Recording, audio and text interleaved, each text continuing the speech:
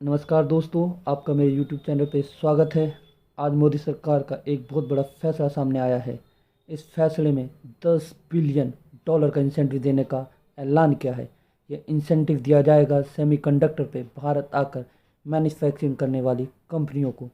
इतना बड़ा red carpet बिछाया जा रहा है मोदी सरकार की तरफ से, क्योंकि मोदी सरकार का मानना है कि भविष्य अब सेमीकंडक्टर के सेक्टर में है।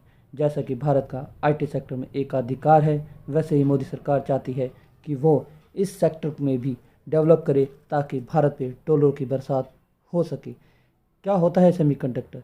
सेमीकंडक्टर आजकल यूज़ करने वाले हर प्रोडक्ट पे, इलेक्ट्रॉनिक प्रोडक्ट पे मदरबोर्ड होता है, जिसका निर्माण सिर्फ कुछ कंट्रियां ही करती हैं। अगर विश्व भर की बात करें तो 15 कंपनियां ही सेमीकंडक्टर का निर्माण करती है। TSME ये ताइवान की कंपनी है जो इस सेक्टर पे 56% की हिस्सेदारी होल्ड करती है। इसी कंपनी के साथ भारत सरकार का समझौता चल रहा है। अगर ये समझौता सक्सेसफुली होता है तो यह कंपनी भारत पे 7.5 बिलियन डॉलर का इन्वेस्टमेंट करेगी, वो भी आने वाले 1 वर्ष में। इससे भारत का एक बहुत बड़ा मुंह माना जा रहा है, क्योंकि अगर ताइवान की यह कंपनी भारत आती है तो इसके साथ ही Singapore, Hong Kong, Thailand, Vietnam, South Korea जैसी चिप बनाने वाली बड़ी बड़ी फैक्ट्रियां भी भारत आएंगी। क्योंकि अगर यह कंपनी भारत आती है तो बाकी कंपनियां इससे बहुत छोटी हैं। अगर हम बात करें ताइवान और साउथ कोरिया की, यह दोनों 80% की हिस्सेदारी रखते हैं इस सेक्टर की। अगर इस सेक्टर की बात करें तो 880 बिलियन डॉलर का बिजनेस महज 6 महीने में यह सेक्टर कर लेता है।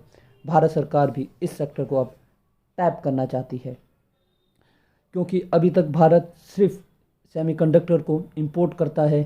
जैसे कि हमारा मेक इन इंडिया प्रोग्राम चल रहा है, तो भारत चाहता है कि 2026 तक भारत में इतनी सारी सेमीकंडक्टर की फैक्ट्रियां आए कि भारत इसका नेट एक्सपोर्टर बन सके।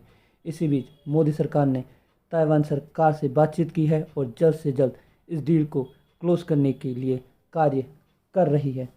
अगर दोस्तों बात की जाए इस पे कि ये भारत में क्यों आया है, तो मोदी सरकार ने अपने लास्ट विजिट में क्वाड देशों के साथ जो अमेरिका में हुआ था, इस बात के लिए कहा था कि भारत पे सेमीकंडक्टर बनाए जाने चाहिए, क्योंकि चाइना पूरी सप्लाई चेन को डिस्टर्ब करता है, जिससे कि पूरी दुनिया की अर्थव्यवस्था हिलती है। क्योंकि बिना चिप के ना तो कार चल पाएगी, ना आपका फ़ोन, ना आपकी लैपटॉप, ना ही वॉशिंग मशीन, टीवी, जितना भी इलेक्ट्रॉनिक्स है कुछ भी नहीं चल पाएगा।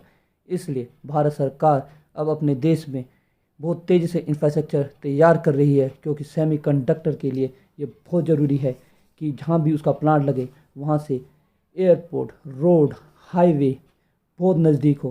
क्योंकि सेमीकंडक्टर बहुत तेज़ी से अपने आप को चेंज करता है। अगर इसका डिज़ाइन की बात करें तो इसका डिज़ाइन हर क्वार्टर टू क्वार्टर चेंज होता चला जाता है। अगर भारत के पोटेंशियल की बात करें तो भारत का इस पर बहुत पोटेंशियल है, क्योंकि भारत में 25,000 ऐसे इंजीनियर हैं जो इस चिप का डिज़ाइन करते हैं। तो भारत को इसका डिज़ाइन आता है, भारत इसे सिर्फ मैन्युफैक्चर नहीं करता। भारत के हर साल आईटी सेक्टर में करीब 2.5 लाख लोग ग्रेजुएट होते हैं। इन लोगों को के पास भी बहुत सारा काम है जो इसको कर सकें। इंटेल, सैमसंग, TSMC 880 बिलियन का व्यापार करती हैं। अगर बात करें कि एक प्लांट को लगाने में कितना खर्चा आता है, तो एक प्लांट को दोस्तों लगाने में 20 बिलियन डॉलर से लेकर 30 बिलियन डॉलर तक का खर्चा आता है। इसीलिए भारत सरकार ने यहाँ 10 बिलियन डॉलर का इंसेंटिव देने का ऐलान किया है। अगर बात करें कि भारत की कोई कंपनी इस सेक्टर में है, तो जी हाँ, भारत की टाटा और विप्रो इस सेक्टर पे है, पर उनका प्रतिशत इतना कम है कि वो कहीं काउंट ही नहीं हो पाता।